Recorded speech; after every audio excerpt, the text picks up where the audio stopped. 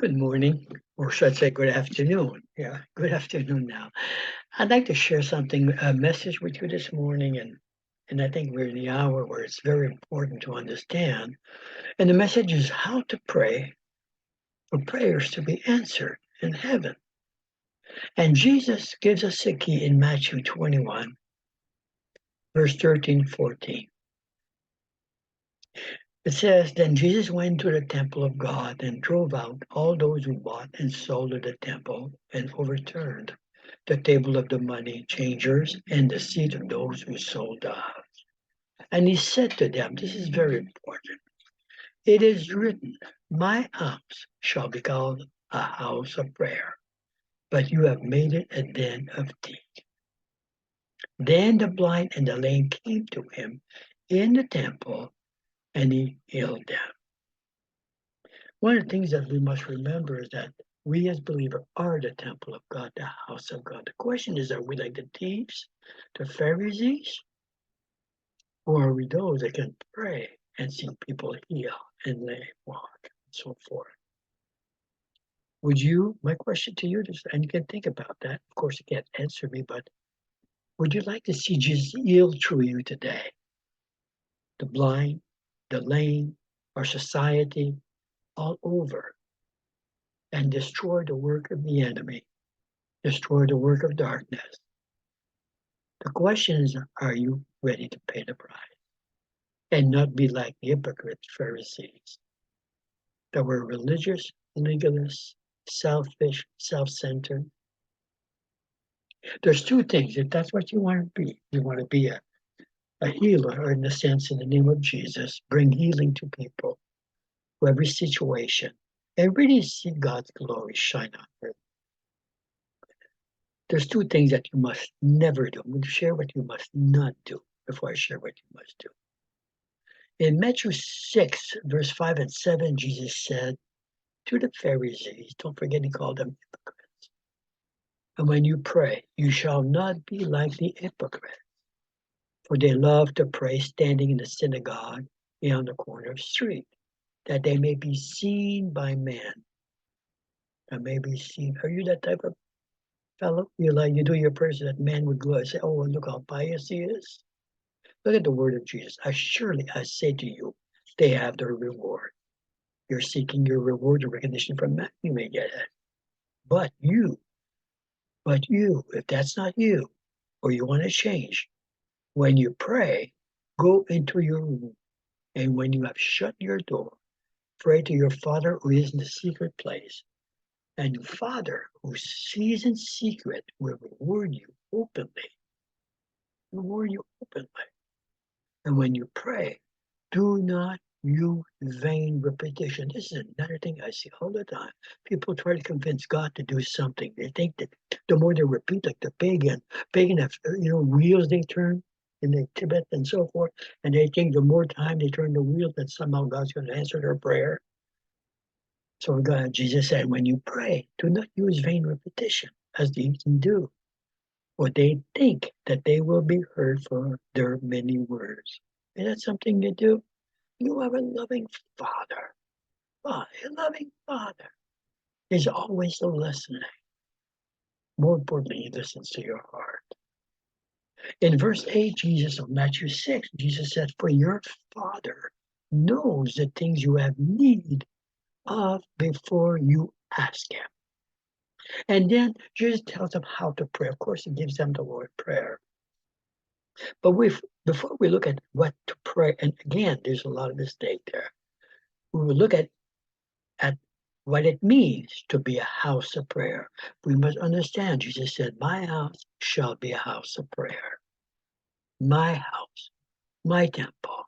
We are God's temple. So we need to be, first of all, a house of prayer. The Greek word for prayer is proseuchomai. And what that means is, it simply means to prostrate yourself, or prostrate herself, to bend down. We see that in Middle Eastern country many times, or especially with Muslims, they bow down, they prostrate themselves. Okay, But not only that, it says to prostrate ourselves and kiss like a dog licking the master's hand. To the word prayer comes from two words, pursuchome, and pursuchome means adoration. To pray prostrated in adoration, like a dog licking the master's hand. It is a total. See, that's what adoration means, by the way. It's you've seen a dog before they come to a master. They lay down their life. They would lay down their life at the master's feet. Totally depend on the master. Live for the master. In fact, many dogs, when the master leaves, they stop eating until the master comes back home, or and so forth. Ready to live for the master. That is true worship of God.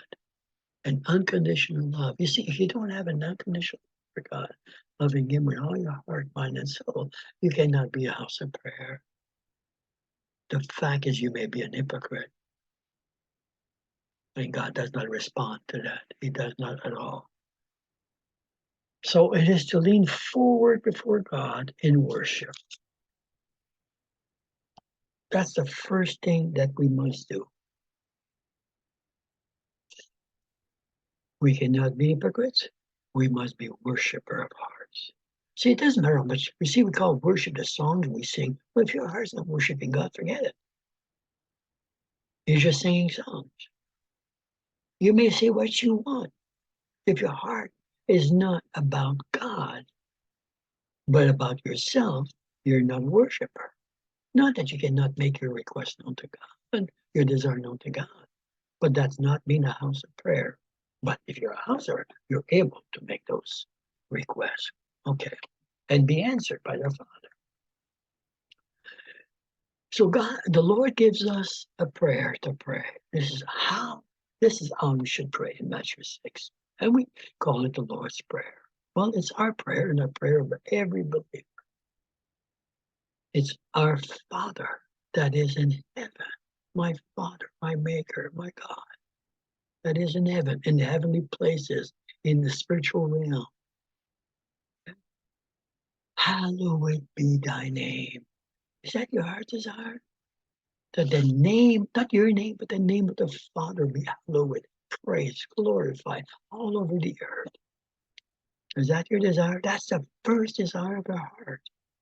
To please the Father, to see the Father, recognize the desire, okay?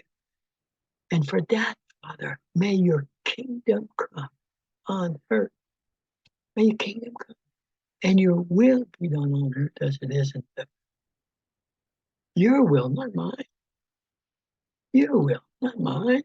People often pray their will. Tell God what to do. It's not about telling God what to do. It's about getting God to tell you what He's doing. Jesus said, I do nothing unless I see the Father do. See, Father is not about doing your fleshy will. He's about doing His will. Remember when God's people came into the promised land? And they came and there was an angels standing before them.